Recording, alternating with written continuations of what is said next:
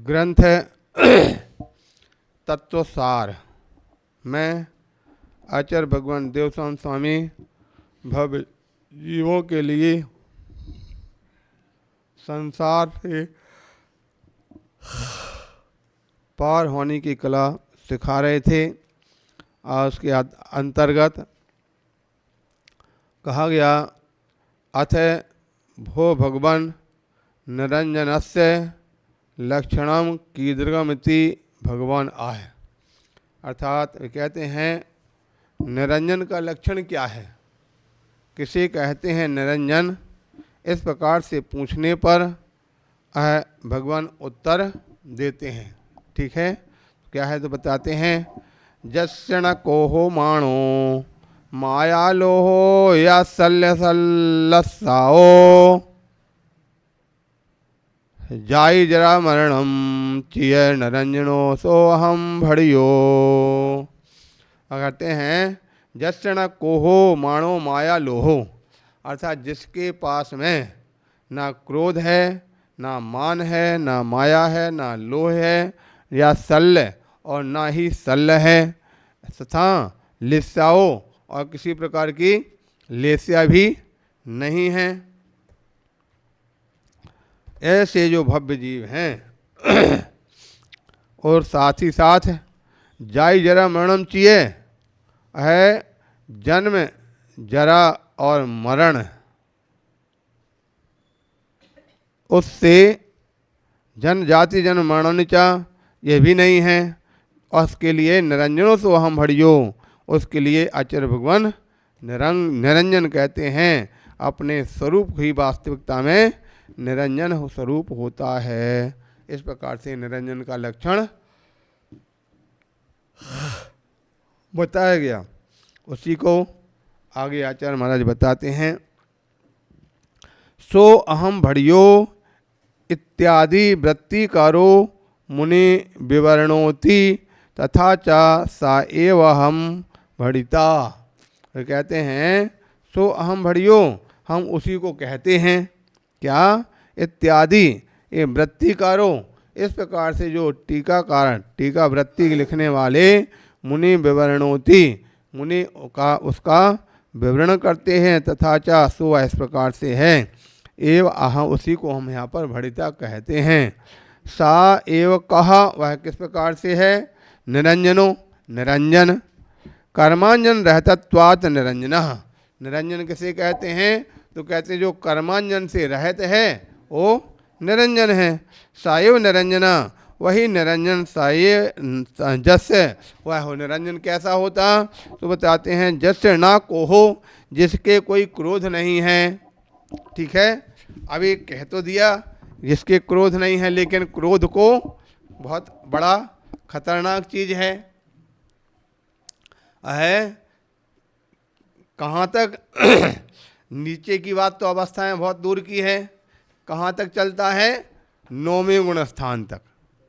ठीक है, जब 9वें गुण स्थान तक क्रोध रह सकता है तो उसके नीचे अब फिर भी आचार्य महाराज यहाँ कहते हैं जिसके क्रोध मान माया लोभ चारों कसाएं जो है, उनको हम क्या करें, कैसे उस पर विजय प्राप्त करें? तो पहले हमने कहा था कि पहली बात तो क्रोध को आना ही नहीं चाहिए। कदाचित अगर आ गया है तो आने को उसको रोकना नहीं चाहिए। ठीक है, हंसने लग सब लोग। रोकने का मतलब आ गया तो आ गया, वो तो काम कर रहा है उस समय, लेकिन वो आया और कितने समय है? अंतर मुहूर्त के अंदर उसको तुरंत उसको यानी हटा देना चाहिए। अगर वो रह जाता है तो क्या बोलता? वो क्रोध किसका? बैर का रूप धारण कर लेता। ठीक है, और बैर का रूप धारण जो करता है तो आगे चल करके वो किसकी ओर ले जाता? मिथ्यात्व की ओर ले जाता है। समझ आ गया कि नहीं? क्योंकि आप सभी ने सुना है इस कसायों का वासना काल कितना, संजुलन का अंतर्मुहूर्त। अंतर्मुहूर्त के बाद अगर रहा तो बोले तुम्हारा चारित्र से गए। उसके पश्चात देशवृत्ति का संजुलन कसाय का अंतर्मुहूर्त, अप्रत्याख्यान का 15 दिन। अगर 15 दिन तक कसाय अगर रही तो ठीक, उससे ज़्यादा रही तो देशव्रत से गए, और उससे और ज़्यादा 6 महीने तक रही तब तो ठीक, 6 महीने से ज़्यादा गई तो सम्यक दर्शन से भी चलित हो सकते हैं। इसलिए क्रोध पहली बात तो आना नहीं, कसाय इत्यादि चाहे क्रोध मान माए लोग कोई भी आना नहीं।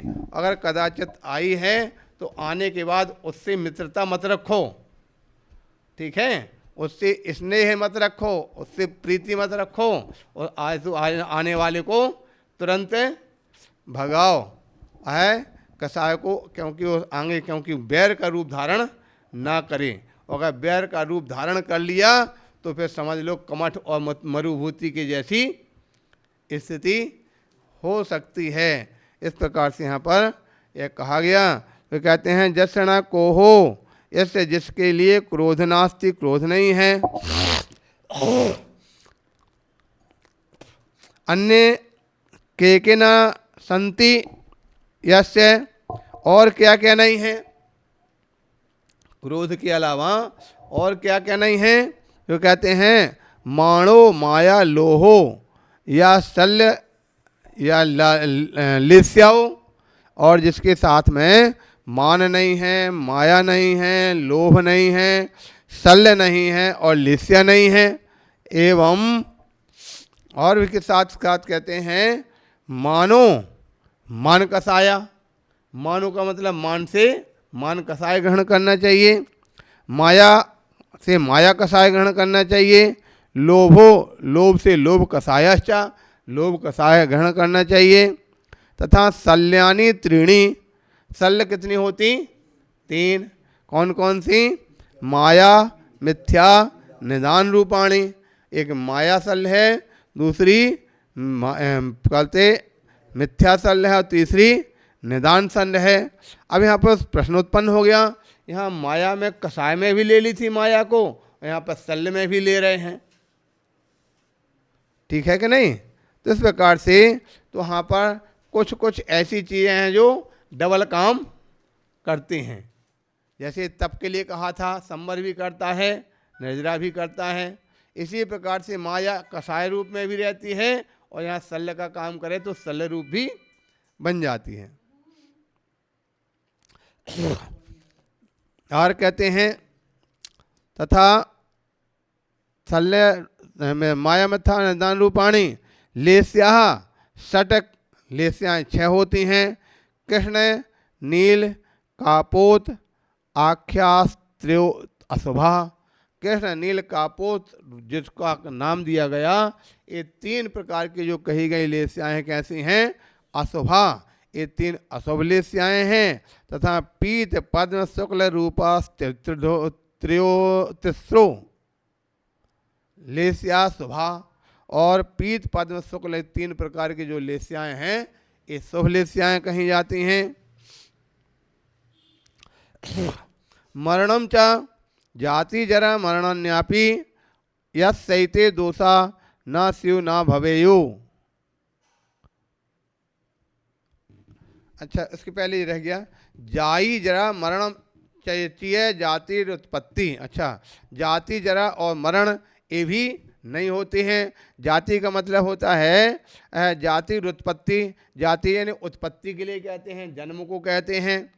जरा वृद्धावस्था, जरा बुढ़ापे के लिए कहते हैं। मरणम 10 प्रकार प्राण अभावाद, और मरण 10 प्रकार के प्राणों के अभाव को कहा जाता है। जातिश्च जराचा, तीनों का यहाँ पर संयुक्त कर दिया है। जाति चा जराचा जो है मोक्षेक्षुभि सुभव्यई सर्वथासौ निरंजन भावो भावनियो। जाति चा जरा चा मरणम चा जाति जरा मरणान्यपि यस्येति दोषा नास्यौ। इस प्रकार से जिनके लिए सभी प्रकार के दोष नहीं हैं, न भवेव नहीं होते हैं, सायो निरंजन हम, उसके लिए ही निरंजन कहा गया है। ठीक है, ये सारे के सारे दोष जिसके यहाँ बता दिया कि जिसके नहीं हैं उसको निरंजन कहा गया। निरंजनो हम भवामीति मत्वा, ऐसा मानकर मोक्षेक्षु भी, जो मोक्ष के इच्छुक हैं, ऐसे सुभव्य सर्वथा सौ, उन भव्य जीवों के लिए हमेशा निरंजन भावो भावनियो, जो निरंजन स्वरूप है आत्मा का है, उस आत्मा के निरंजन स्वरूप की भावना करनी चाहिए। इस प्रकार से भवति भावार्था, ऐसा भाव कहा गया है। इस प्रकार से निरंजन का लक्षण यहाँ पर बताया गया।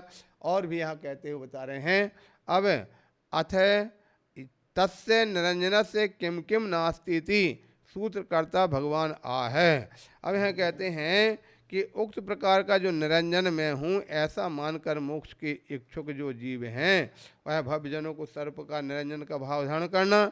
और निरंजन का भाव धारण करने के बाद शिष्य ने पूछा कि उस निरंजन आत्मा के और क्या क्या नहीं होते हैं। पहले तो बता दिया है, कसाय नहीं होती हैं, शल्य नहीं होती है, और लेस्या नहीं होती है। और क्या नहीं होता है, और क्या नहीं होता है, इस प्रकार से पूछने पर अगली गाथा में बताते हुए कहते हैं, नत्थि कला संठाणम मग्गण गुण ठाण जीव ठाणाई, नाया लद्यबंध ठाणा ठाणोदय ठाणाया के। वे कहते हैं नत्थि कला संठाणम, अर्थात नास्ति कला न संति कला संस्थानम, अर्थात जो निरंजन है उसके लिए कला अर्थात कोई भी कला नहीं होती है। संठाणम, कोई संस्थान नहीं होता है। मग्गणम गुणाठाणम, मार्गणम और गुणस्थान भी नहीं होता है। जीवठाणम, जीव स्थान भी नहीं होता है।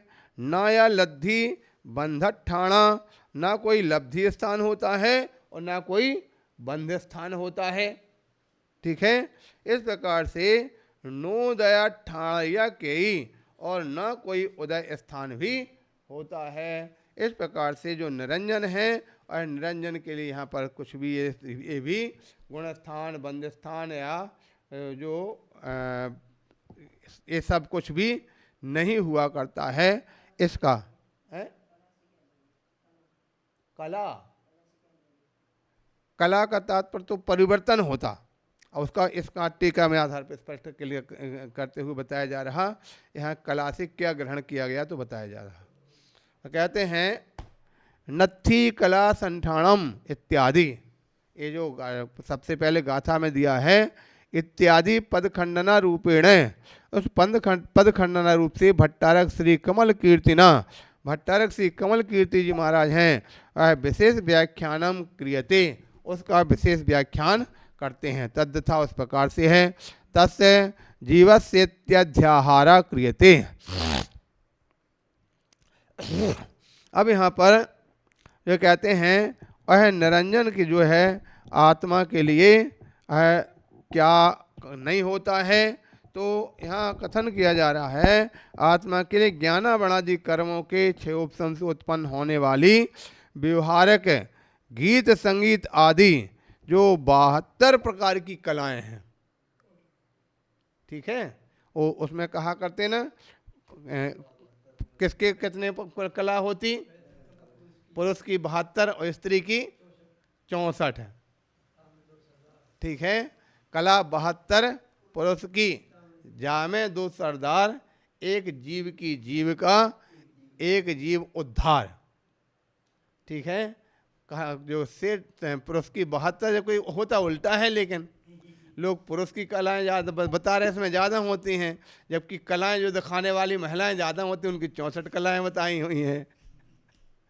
ठीक है कि नहीं, सभी प्रकार डांस कला हो, चाहे लेखन कला हो, चाहे वो प्रिंट पेंटिंग कला हो, इसमें महिलाएं ज़्यादा एक्टिव होती हैं।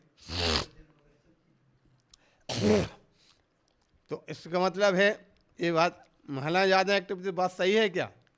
नहीं हो सकता, कुछ काल दोष के कारण से इस प्रकार की स्थिति देखी जाती हो, अथवा दूसरा ये होता है कि एक चीज़ होती है उसके पास कला होती है लेकिन प्रकट नहीं हो पाती, और दूसरे के पास कला होती है तो जल्दी प्रकट ज़्यादा कर देते हैं। सबसे बड़ी चीज़ है पुरुष वर्ग जो होते हैं उनमें थोड़ा सा वो गंभीर वाले होते हैं, तो कोई भी चीज़ को गंभीरता से उसको धैर्य रख करके तो ज़्यादा दिखाते नहीं पड़ते। और महिलाओं की ओर ज़्यादा हाँ गंभीरता कम होती है, छुक छुक जल्दी होता है, फटाफट कोई भी थोड़ा कुछ किया तो दिखाने के लिए तैयार रहते, हमने किया, हमने ये किया, हमने किया। समझ आ गया कि नहीं? तो इसलिए देखा जाता है ख़ासतौर से कि जिसके पास देखा ना, बहुत जैसे सामान्य तौर से कहा जाता जो अच्छा यानी पैसे वाला व्यक्ति होगा, बड़ा होगा, सब जान पढ़ा लिखा होगा, कोई भी बात होगा वो बार बगैर उसके कोई जब तक उसको निवेदन नहीं करे जब तक तब तक नहीं बोलेगा। अच्छी तरह से जब बार बार निवेदन किया जाएगा, उसको कहा जाएगा, तब वो विचार करता ठीक है बोलेंगे। और जो सामान्य होगा छुक छुक करने और तुरंत पर एक बार नहीं पहले अपने आप बताता मैंने किया, मैंने किया, भले ही कुछ भी नहीं किया हो। ठीक है, तो वो स्थिति यहाँ पर भी हुआ करती है। तो यहाँ बताया जाए कि कला 72 पुरुष की, और देखा, और दूसरा एक और हमने बताया था, आज देखा जाता हर स्थान पर वर्तमान विज्ञान भी बताता है जो पुरुष के सिर में कोशिकाएं कितनी हैं 21 करोड़, और महिलाओं के सिर में कितनी हैं 18 करोड़। वर्तमान के विज्ञान ने हम इस प्रकार से उसकी सर्च करके बताया। तो हर स्थान पर चाहे शारीरिक शक्ति की बात करें तो महिलाओं की शक्ति कम होती, पुरुष की ज़्यादा होती। सोच समझने की बुद्धि होती तो पुरुषों की अधिक होगी, महिलाओं की कम होगी।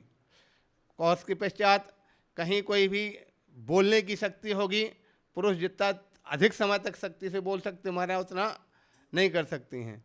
तो प्रत्येक कार्य के लिए गंभीरता रखने में भी और क्षमा भाव रखने में भी जितना पुरुष, क्योंकि इस अच्छे काम करने के लिए हो चाहे बुरे काम करने के लिए हो, शक्ति की आवश्यकता सबसे ज़्यादा होती है।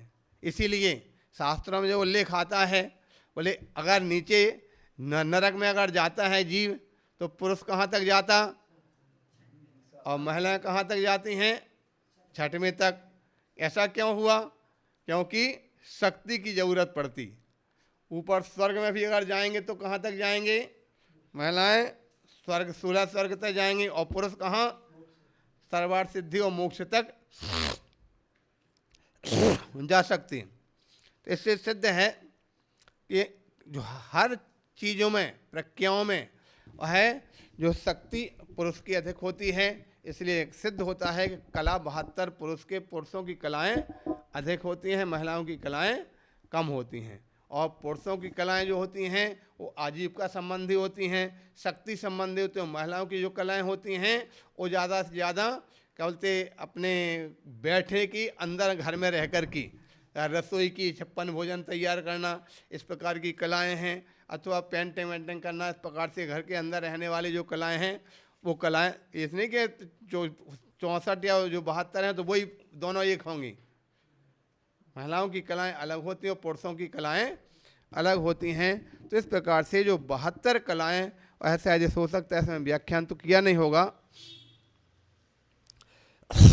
लेकिन निरंजन का जो लक्षण बताया उसमें कहते हैं यह जो कला इत्यादि है तस्य जीवस्य अध्याहार कृते न विशेष व्याख्यानम कृते तथा तस्य जीवस्य अध्याहार कृते न संति न विद्यन्ते, नहीं होती हैं। क्या नहीं होता है? कला कर्म क्षयोपम जनता व्यवहार का 2 संख्या का कला।